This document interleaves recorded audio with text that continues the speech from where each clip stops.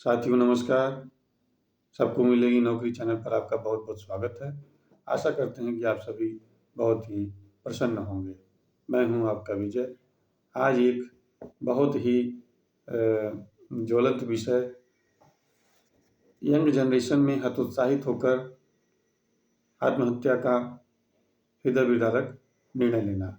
आजकल आप न्यूज़ चैनलों में एवं सोशल मीडिया में और न्यूज़पेपर्स में तमाम देश भर में घटनाएं सुनते होंगे और सोचते भी होंगे कि आखिर आजकल यंग जनरेशन को क्या हो गया है, इतना जल्दी वह आत्महत्या का निर्णय क्यों ले रहा है।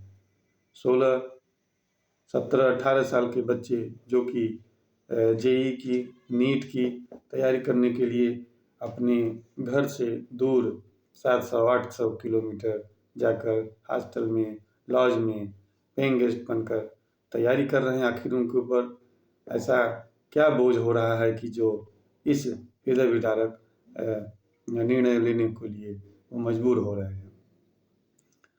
पेरेंट्स को भी ये समझना होगा कि जीवन अनमोल है, पढ़ाई कभी भी हो सकती है, लेकिन बच्चा अगर डिप्रेशन में गया तो फिर क्या होगा। आखिर वो बच्चे आत्महत्या क्यों कर रहे हैं, जो भविष्य के सुनहरे सपने अपनी आंखों में सजाकर कोटा या अन्यत्र जगह पर जाकर तैयारी कर रहे हैं। कोई डॉक्टर बनना चाहता है, कोई इंजीनियर बनना चाहता है।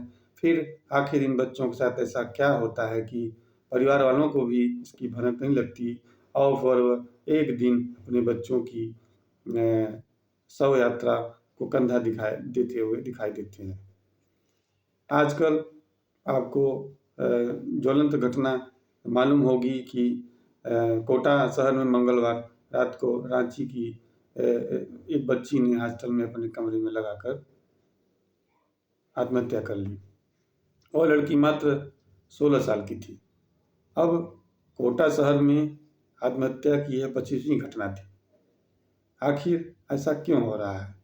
मेरा अपना सुझाव है कि अभिभावक वह बच्चे के साथ कनेक्ट नहीं हो पाते हैं, बच्चों की स्थितियां वो समझते नहीं हैं, या एक कारण ये भी हो सकता है कि हम अपने बच्चे को LKG से लेकर 12th तक डेली छोड़ते हैं, ले जाते हैं, पढ़ाते हैं, अपने परिवार के साथ रखते हैं, उनके दुख सुख में साथ होते हैं और उनकी हर चीज़ को अभिभावक जानता है। जब वह बच्चे को अपने से दूर 700-800 किलोमीटर दूर भेजते हैं तो वह बच्चे की मन स्थिति को समझ नहीं पाते हैं।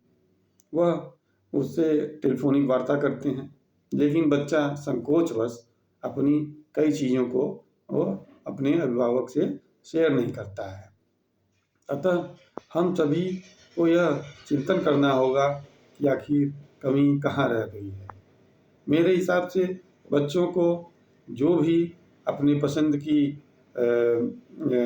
चीज़ें हैं उनको करने दिया जाए। अगर उनका फिजिक्स पढ़ने का मन नहीं है तो न पढ़ने दिया जाए। आर्ट्स पढ़ने का, कला का है उनको, पेंटिंग का शौक़ है तो वो करने दिया जाए। अक्सर माँ बाप जो अपने सपने पूरा नहीं कर पाते वो बच्चे के ऊपर थोप देते हैं कि जाओ बेटा, मैं डॉक्टर नहीं बन पाया, अब तुम बन जाओ, इंजीनियर बन नहीं पाया, तुम बन जाओ। बच्चों को एक मशीन बना दिया गया है आज के समाज में। स्कूल में वह 8 घंटे पढ़ रहा है, फिर वह कोचिंग जाके 4 घंटा पढ़ रहा है। न तो उसकी फिजिकल एक्टिविटी कोई हो पा रही है, न शारीरिक स्वास्थ्य उसका खान पान सही हो पा रहा है। फिर उसके बाद हम 700-800 किलोमीटर दूर उसको भेज देते हैं पढ़ने के लिए। तो मेरा कहने वाला, अगर आपके अपने शहर में अपने पास में रहकर अगर बेहतर शिक्षा दे सकते हैं तो पहले यह देने की कोशिश करिए, क्योंकि हर सब्जेक्ट का टीचर शहर में कहीं न कहीं उपलब्ध है और सब्जेक्ट की तरह तैयारी से ही बाहर भी वो टीचर उपलब्ध कराते हैं। तो पहली कोशिश तो ये किया जाए बच्चों को अपने पास में ही रख के उनको उचित शिक्षा दिया जाए। दूसरी चीज़ ये है कि आजकल अभिभावक बच्चों को लेकर इतने ज़्यादा गंभीर होते हैं, थोड़ा सा लाइटली हों। उनको खेलने कूदने दें, फिजिकल एक्टिविटी करने दें, स्पोर्ट्स में करें, NCC ज्वाइन करवाएं और उनको बहुत ज़्यादा दबाव न दें कि तुम पढ़ो बेटा, 90% ले आओ, 98% ले आओ, फलाने का बच्चा इतना पढ़ लिया है। ये कर लिया, वो कर लिया, इतना उसके दिमाग पे बोझ डाल दे रहे हैं कि वह परेशान हो जा रहा है। तो यहाँ अभिभावक और बच्चों दोनों को समझने की ज़रूरत है। बच्चों को भी यह सोचना चाहिए कि केवल एक परीक्षा में न होने से हमारा पूरा जीवन नहीं खराब हो गया। वह इतनी बड़ा डिसीजन न लें और अपनी चीज़ों को अभिभावक को बताएं।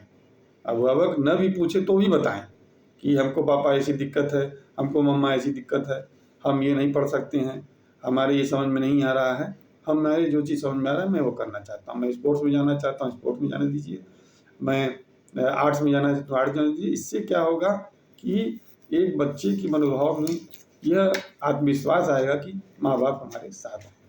अतः मेरा आप सभी अभिभावकों से निवेदन है कि आप बच्चों को फ्री छोड़ें और जो उनकी पढ़ने की इच्छा हो वही पढ़ने दो। अतः अभिभावक दोनों के लिए यह गंभीर विषय है।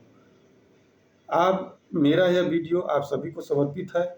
अगर मेरे इस वीडियो से किसी एक अभिभावक व बच्चों में भी हृदय परिवर्तन होता है और वह आत्मघाती निर्णय लेने से पीछे हटता है तो यह मेरे लिए और मेरे जीवन के लिए बहुत बड़ी उपलब्धि होगी और मंच के लिए भी बहुत बड़ी उपलब्धि होगी।